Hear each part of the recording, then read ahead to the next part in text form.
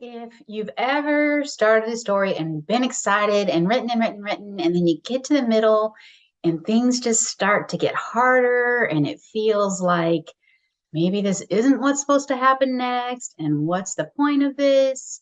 And you just feel like, I don't know how to get past this sticking point, and it's like the mud is just sucking you deeper, and everything you try is a mess. Well, today I've got 5 tips to help you get unstuck in the muddy middle.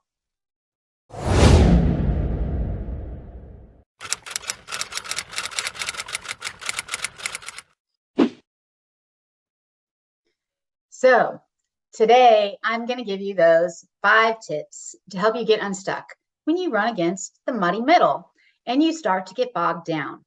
Now, this tip number 1 that I'm going to give you actually has a lot of brain science behind it, where there's actual facts that this is something that works, and that is get up and move. When we're sitting down and writing, our blood starts to not circulate as much, and guess what? Our brain needs oxygen, and guess where it gets it from? Our blood.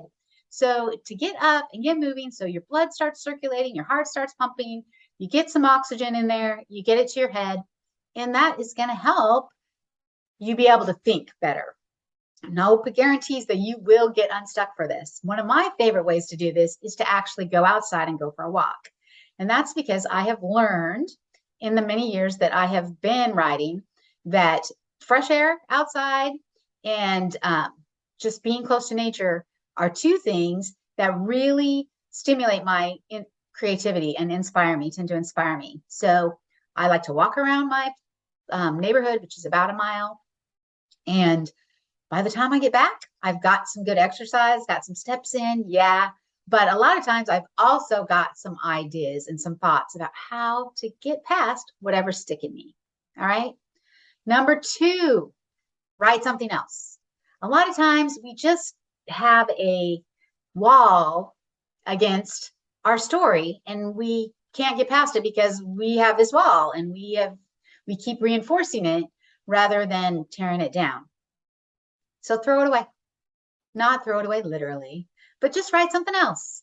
I like to write something fun when I do that. Sometimes I'll go and write blogs for my blog. So writing nonfiction, because guess what? That uses a different part of your brain to relay facts than what you use to make up fiction.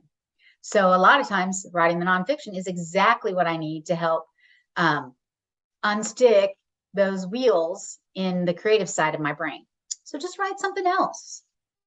Or for number 3, do something creative, not writing. Maybe you like to paint. Maybe you like to draw. I like to color. I have lots of adult coloring books and some nice gel pens and some good colored pencils. I also play the piano, and I'm an emotional piano player. So sometimes that's a great creative outlet that will help me get unstuck. And I also like to crochet. Now, crochet is one of those things that I'm usually following a pattern. So I have to think. And again, I think it uses that analytical side of my brain, but I am creating too, right? And I think that's one of the reasons why it helps unstick my stuckness.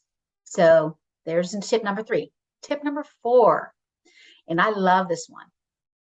Journal from your character's point of view. And I highly recommend that you use a notebook and a pen or pencil.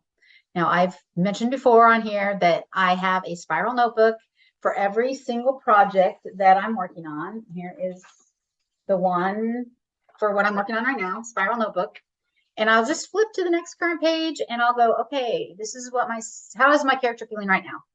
What is my character thinking? What does my character want? And I'll just write as if in first person, as if I'm the character journaling out all these things. And it helps me get in the character's voice, but B, it shakes it loose. It makes me actually go, oh, that's what she really wants. Because a lot of times that's what's making me stuck, is I don't know why she would want this thing. Well, she doesn't. When I start journaling from her point of view, I realize she wants this other thing, and this is why. And it's like suddenly unstuck. I can write. So how long do you journal for, Sharon? Until I'm unstuck. Now, it might not be that I'm ready to write that scene, although most of the time it is, but sometimes it will get me unstuck to where the next thing I need to be writing. All right. And so that is the final tip. Tip number 5, skip to the next thing you know is going to happen in the story. Now, I've given this advice before and I 100% believe in it. When I first heard this advice, I was super resistant to it. I have to write in order, blah, blah, blah, blah, blah. No, something has to go here. Maybe it doesn't. Write what you're inspired to write. Get into it. You'll find that flow. And then later, when you read through, you might realize that in that gap, you can write a two paragraph. You can write a 2-paragraph summary telling what happened in that time during those 3 weeks while she worried about the pink slip and how she was going to pay her rent, yada, yada. Okay. And on to the scene that you skipped ahead to because it was what you knew needed to happen next, though you couldn't figure out what should happen now. All right. So need to get unstuck, get up, get moving, get your blood circulating, write something totally different, do something else creative, get out a pencil and some paper. Brain science shows that motion, doing that kinesthetic thing actually stimulates creativity in your brain, helps your brain unravel. Or just skip ahead. Skip ahead to the next thing you are excited about writing in your book. So I hope these tips have helped you. And if they have, make sure you hit the subscribe button. Give me a like, share the link with your other writing friends to let them know how much help you found here. And if you're looking for a group of like-minded, serious authors who want to encourage each other to get through their first draft, second draft, and to the publishing finish line, you'll find the link to Write Your Book Nook down below as well.